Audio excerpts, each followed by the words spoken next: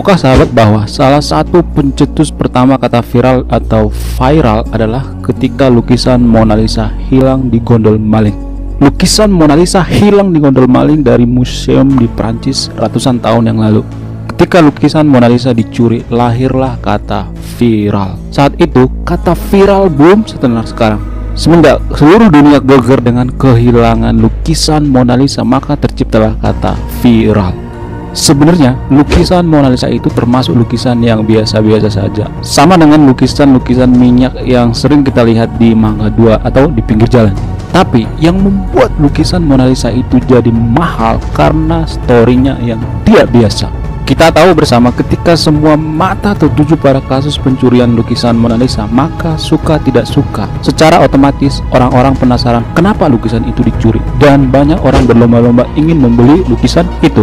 Kita tahu bersama dalam prinsip ekonomi, semakin banyak permintaan terhadap barang dan jasa, maka harga semakin naik. Dengan begitu, otomatis harga lukisan Mona Lisa jadilah lukisan paling mahal sedunia.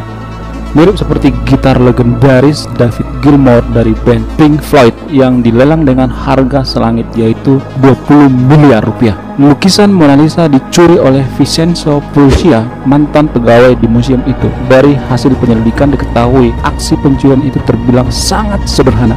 Perugia berjalan memasuki museum bersembunyi sampai museum tutup, mencopot lukisan Mona Lisa dari dinding dan kemudian kabur keesok paginya. Kepada penyidik, Perugia mengaku mencuri karena cari sensasi saja, tidak ada hal lain yang mendasarinya. Dan karena keisengannya, lukisan Mona Lisa jadi viral hingga ke seantero dunia. Bicara kata viral, baru-baru ini ada sebuah warung yang biasa-biasa saja viral di media sosial, namanya warung Pizza Andaliman. Pizza Andaliman hanya ada dan satu-satunya di dunia berada di pinggiran Danau Toba. Warung Pizza Andaliman ini kontan berhadapan langsung dengan Danau Toba. Bentuk atapnya mirip seperti rumah Batak yang khas. Muka depan warung Pizza Andaliman ini langsung disuguhi pemandangan yang mempesona, keindahan Danau Toba. Jadi ketika kita menikmati pizza Andaliman ini, kita dapat dua kenikmatan, yaitu gurihnya pizza Andaliman dan indahnya panorama Danau Toba. Bener deh, pemandangan dan suasananya di sana seperti serpihan dari surga. Pizza Andaliman ini viral karena salah satu rempah-rempah bernama Andaliman. Andaliman bentuknya mirip seperti merica. Orang lokal menjulukinya dengan merica Medan. Rasanya bikin lidah bergetar. Jadi anak kecil kalau susah bilang R, maka orang tua di daerah pinggiran Danau Toba memberi beberapa butir Andaliman ke si anak dan disuruh dikunyah. Dan seketika mulut langsung bergetar tidak karu-karuan. Rasanya seperti merica, tapi aroma dan sensasinya lebih nikmat Andaliman. Dari dulu saya meneliti kenapa Andaliman hanya tumbuh di daerah Danau Toba, dan ternyata masih ada hubungannya dengan penjajahan Belanda dulu. Mungkin Belanda di zaman dulu melakukan pencangkokan atau perkawinan silang antar tanaman yang ada di pinggiran Danau Toba.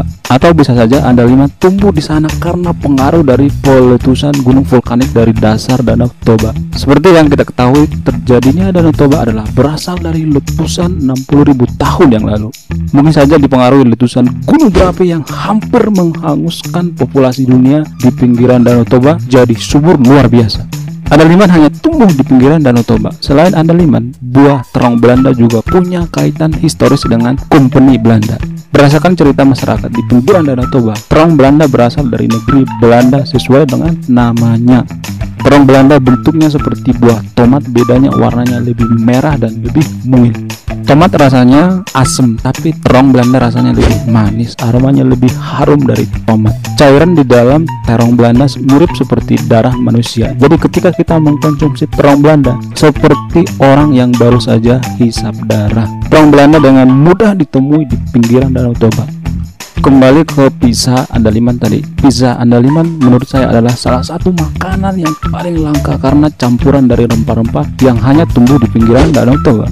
Jika orang Padang punya rendang, maka Danau Toba punya pizza Andaliman. Pizza Andaliman ini kita harus jaga dan lestarikan. Seperti mimpi saya bangun channel ini untuk menciptakan 5 juta pengusaha di Indonesia. Jika para investor cinta dan berminat membangun UKM, kita bisa mengangkat Pizza Andaliman menjadi usaha seperti franchise.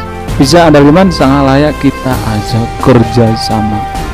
Yang punya usaha kecil menengah boleh ditulis di kolom komen. Saya akan buatkan videonya agar banyak orang yang tahu kalau urusan UMKM Indonesia punya. Saya tidak minta biaya endorse alias free untuk kemajuan UKM kita. Salam perubahan Indonesia.